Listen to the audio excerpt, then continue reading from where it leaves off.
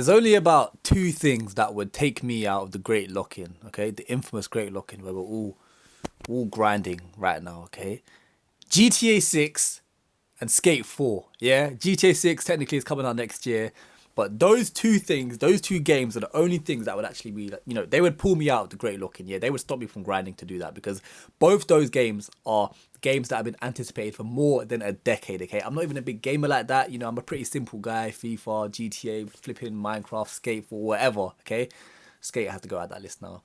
This game is an absolute atrocity. I've never been more vexed at a game in my life. Actually, FIFA can get very annoying sometimes, but bro, oh my god. Now, if you don't know, Skate just dropped, okay? Skate 4. Yeah, it's not called Skate 4, they've called it Skate. But the reason why this is such a big thing is because, well, the game before, Skate 3, which came out in about 2010, 2011, like 15 years ago now. 15 years ago now. Bro, that game was considered a cult classic, okay? It was such a goated game that even if you weren't a skateboarding fan, yeah, the game was just so fun you would still play it. Like, I actually am a skateboarding fan, so I loved it even more. But I'm pretty sure even Xbox classed it as one of them cult classic games. Like, they've got some games which are so goated that they used to put a little sticker on it saying, yeah, this one's a classic. Yeah, Skate 3 was one of those games. And Skate 2, the game before, apparently that was really good as well, but I never really played it that much. But after years and years of fans, including myself, begging for Skate 4 to be dropped, I'm talking some of your favourite rappers as well. Like, I remember Playboy Carti, Tyler, the Creator, all of these famous people online, yeah, used to talk about, Skate. And for years, we always wanted Skate 4. Every single comment on the Instagram, on EA's Instagram account was filled. Every single post was filled with people commenting Skate 4, Skate 4. Even if the post was like, about FIFA or Madden or some next game, yeah, all the comments would always be Skate 4. It was like an online, it was just a thing. Everyone knew. Whenever I used to go on Instagram and I used to go on EA's account, if I used to just come across it, I used to just comment Skate 4. It was just a thing for years. We all begged for it. It was the most anticipated game. And then I think in 2020, they finally announced that, you know what, we're dropping it. We're doing it. We're working on it. And we were all so gassed. And then slowly, they've been announcing things that they're working on it, showing people what they're working on. And low-key, it just, something fell off. And yesterday, at the time of releasing, they finally released it, early release for everyone to play. It's about 5 or 6 GB. Yeah, it's free to play. Trust me, there's a bunch of red flags here, yeah. But they released it yesterday and I finally played it. I'm 25 in a few days, yeah. I'm reaching Unk status. Bro, 25 is crazy. I started playing that game when I was like 11, 12, 10. Bro, that's crazy, fam. Oh my god. Bro, the game, they just missed the mark so much. I don't know how companies with such money can miss the mark like how they just done so right now. Like, if you don't understand, they've released the game free to play. Now, when a game is free to play, what that basically means is the game will be free, but then they'll try and, rinse you out of your money throughout the game by giving in-app purchases or in-game purchases, microtransactions, yeah? So, for example, in the OG Skate 3 game, when you start the game up, you used to, be able to pick different professional real-life skateboarders to play with, or you could just have, had your own character or whatever. But there'll be, like, actual brands, skateboarding brands and designer, Adidas, all of that kind of stuff, yeah, in the game, and you could wear it. Now, bro, I tried to start the game up, and you basically start with nothing, for starters. And two, everything you ever... I mean, I've only played a little bit, but I'm pretty sure you have to either unlock it. I mean, I don't even think you have to unlock it. I think, bro, you basically have to pay for everything, okay? If you want that hat, you want this, you got to pay for it, okay? And, bro, it's just...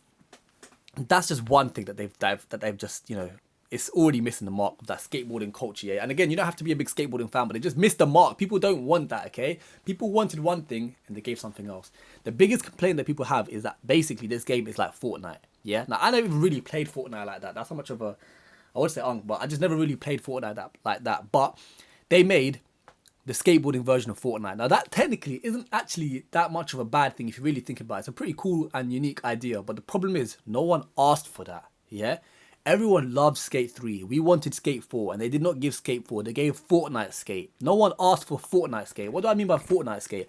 The game is all cartoonized, if that even makes sense. Cartoon? I can't even say the flipping word, bro. They made the game like a cartoon, okay? The old Skate 3 game, it wasn't the most realistic game in the world because you could do like bare flips and everything, but still the graphics were like, for a game in 2010, 2011, were pretty sick. Like, it felt kind of realistic. It felt gritty. Like, there was different locations and it was lit.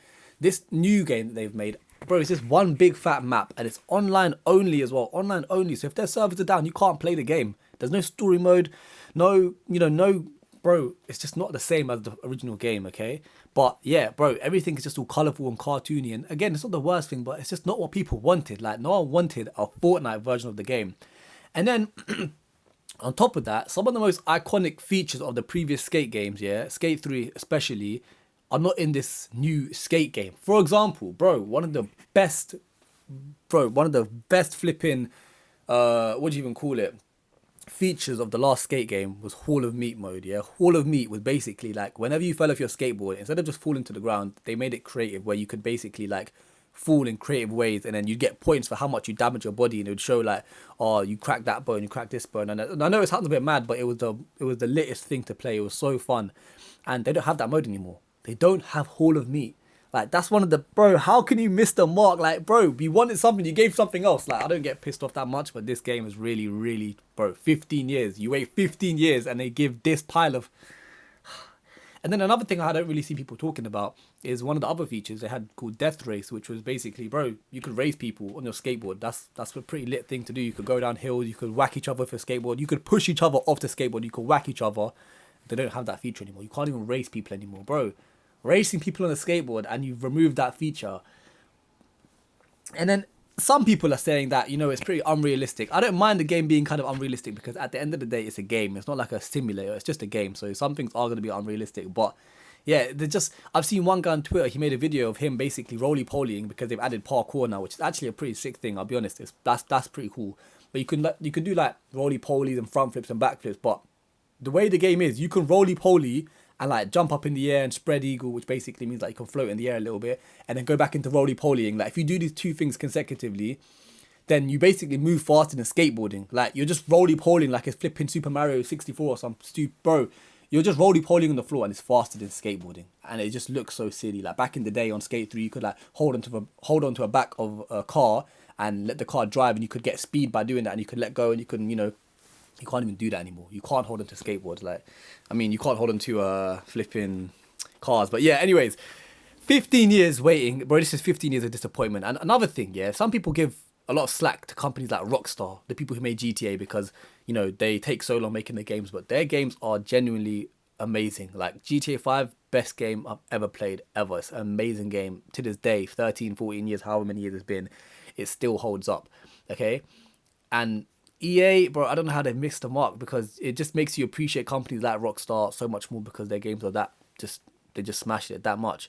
And yeah, I don't know, the Fortnite-ification of these games is just like, bro, I even had a few flipping bullet points I didn't want to forget. And that's another thing as well.